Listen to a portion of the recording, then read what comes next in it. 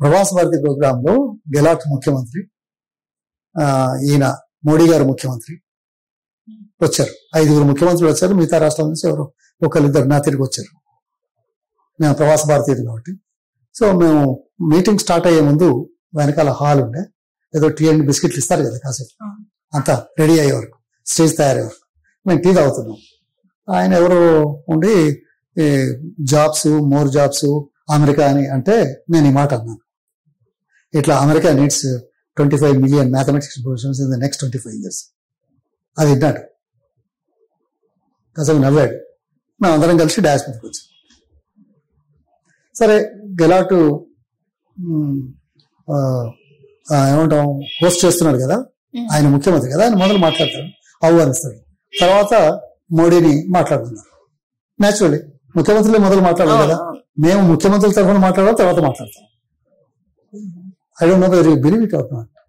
You know what he came, what he addressed.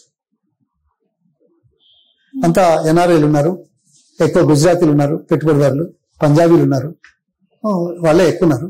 ఈయన గుజరాత్ ముఖ్యమంత్రి, popularity కూడా ఉంది.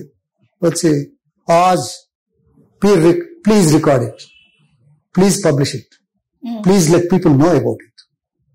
నేను ఆయనతో విభేదించాలని కాదు, లేకుంటే ఆయనతో ఉన్నాననే మాట కాదు. పొన్నాల లక్ష్మి ఏంటి అనేది తెలవడానికి.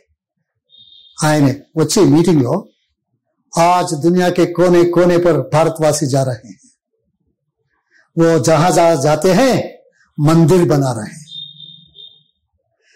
हम गुजरात से मंदिर के लिए हम पुजारी को भेज रहे हैं.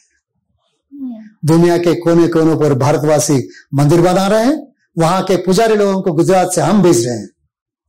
अगले 25 साल में अमेरिका के लिए 2,50,00,000 मैथमेटिक्स प्रोफेशनल चाहिए. हम मैथमेटिक्स इंस्टीट्यूट बनाएंगे, हम गुजरात से मैथमेटिक्स को वालों को भेजेंगे बोले.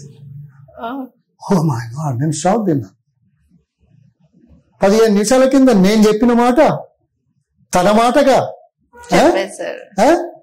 అది కూడా దానికి అన్వయించేందుకు ప్రపంచవ్యాప్తంగా ఉన్న దేవాలయాలు కడుతున్న ప్రవాస భారతీయులకు పూజారులను పంపిస్తున్నామని చెప్తూ మ్యాథమెటిక్స్ ప్రొఫెసర్ చేద్దామనే మాట చెప్తున్నారు.